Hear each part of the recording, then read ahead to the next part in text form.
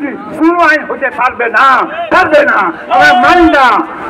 নারী কমিশনকে বাতিল করে দিন এবং তাদের প্রতিবেদনকে উচিততার বাতিল করুন। নতুবা কঠিন কর্মসূচি আরম্ভ হবে ইনশাআল্লাহ। আল্লাহু আকবার।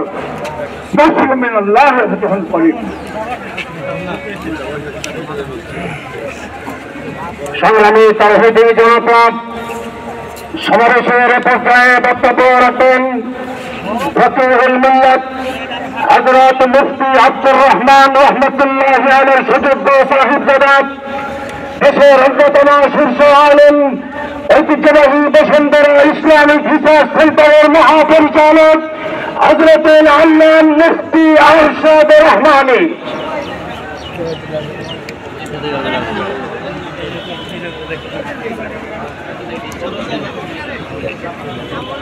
আসসালামু আলাইকুম ওয়া রাহমাতুল্লাহি ওয়া বারাকাতুহু।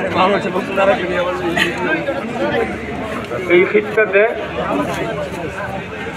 এটা আমার প্রথম বা আমাদের প্রথম শোনা নয়, সর্বপ্রথম আমি শুনতে পেয়েছিলাম ডক্টর ফজলুর রহমান, যিনি সংস্কারের নামে, নারী নীতির নামে, পারিবারিক আইনের নামে কোরআন সুন্নাহ সংস্কার নিয়ে আসছিলেন। একজন খানের মাথার উপর সওয়ার হইয়া, সে খানের পরিণাম এই হইয়াছিল, ওনার পরিবারের সদস্যরা নাতি নাতনিরা আইয়ুব কুত্তা হাই হাই, আইয়ুব কুত্তা হাই হাই স্লোগান দিয়েছিল। এরপরে 15 বছর বাহিরে থাকুক, 15 বছর ভিতরে থাকুক, নারী সংস্কারের নামে যারাই কিছু করতে চেয়েছিলেন তাদের পরিণাম আমাদের সামনে। কেন? আল্লাহ একজন আছে। এখন 32 মাস পরে হোক আর 16 মাস পরে হোক, এই সংস্কারের নামে, যেটা মূলত কোরআন হাদিসের সংস্কার করার উদ্দেশ্য, নাউযুবিল্লাহ সুম্মা নাউযুবিল্লাহ, এদের পরিণাম তাই হবে। আল্লাহ তাআলা তাদেরকে হেদায়েত করুক, মুকদ্দরে না থাকলে আল্লাহ নিজ হাতে তাদেরকে ধ্বংস করে দেব।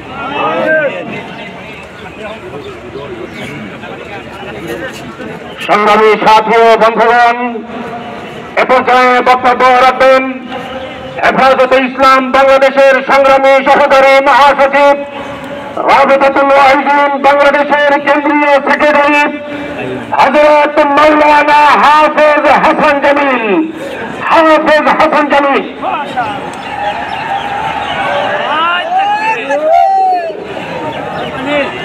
السلام عليكم ورحمة الله وبركاته. إن الحمد لله نحمده ونصلي على رسوله الكريم. أما بعد, হেফাজতে ইসলাম বাংলাদেশ আহত আজকের এই মহাসমাবেশের সংগ্রামী সভাপতি, উপস্থিত হযরত উলামায়ে কেরাম, তাওহীদি জনতা, আমার কথা খুব ছোট্ট। বাংলাদেশ বারবার দুইটা চক্র দ্বারা আক্রান্ত হয়েছে।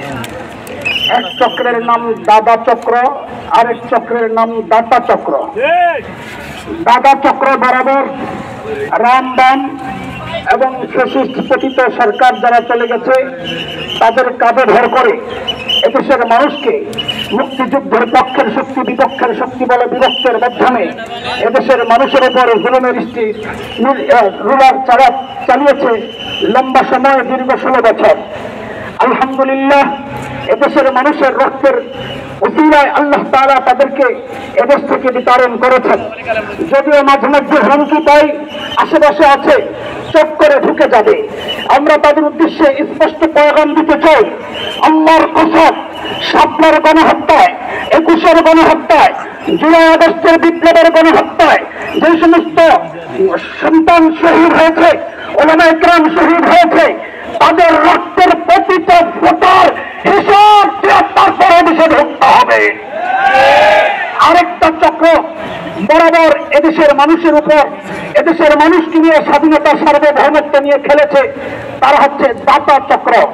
তারা এনজিওদের কাজে ভর দিয়ে এদেশের মানুষের কৃষ্টি কালচার, এদেশের মানুষের তাহজিব তামাদ্দুন, এগুলোকে নস্যাৎ করে পশ্চিমাদের কৃষ্টি কালচার এদেশে বাস্তবায়নের বারবার চেষ্টা করেছে। অতীতে এদেরকে আমাদের আকাবের আশরাফরা রক্তের বিনিময়ে পালাতে বাধ্য করেছে।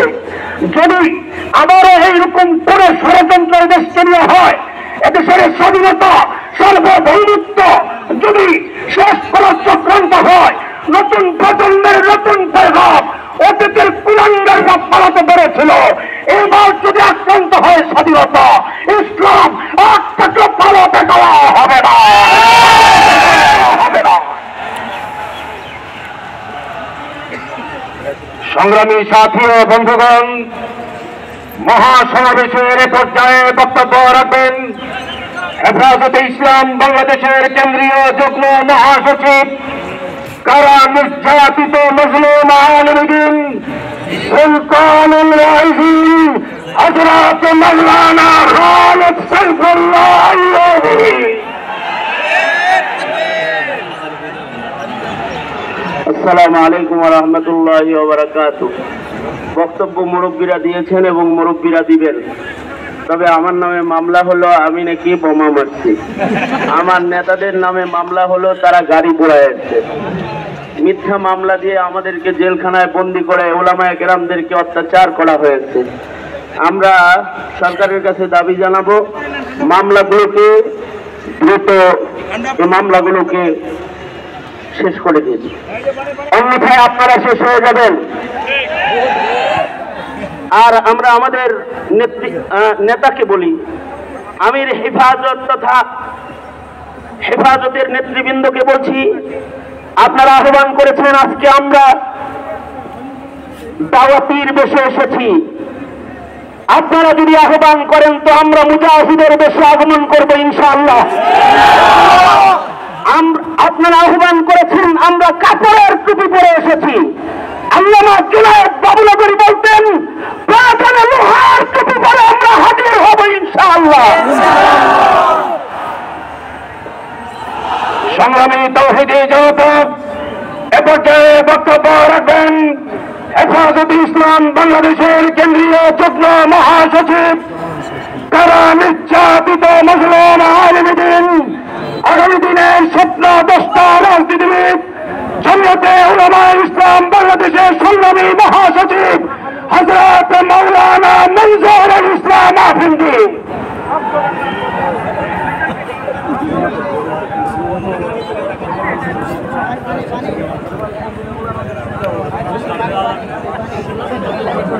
আলহামদুলিল্লাহ ওয়াসসালাতু ওয়াসসালামু আলা রাসূলিল্লাহ ওয়া আলা আলিহি ওয়া আসহাবিহি ওয়া মান ওয়ালা, আম্মা বাদ।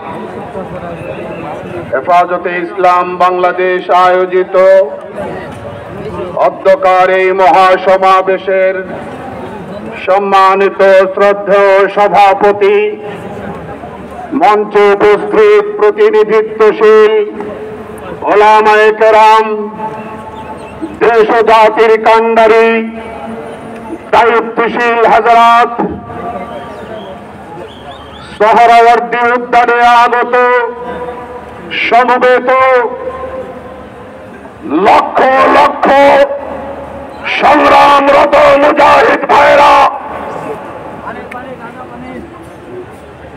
শাপলার খুনিরা পালিয়ে গেছে, হেফাজত পালিয়ে যায়নি, বরং বরং বুক টান করে এখনো টিকে আছে।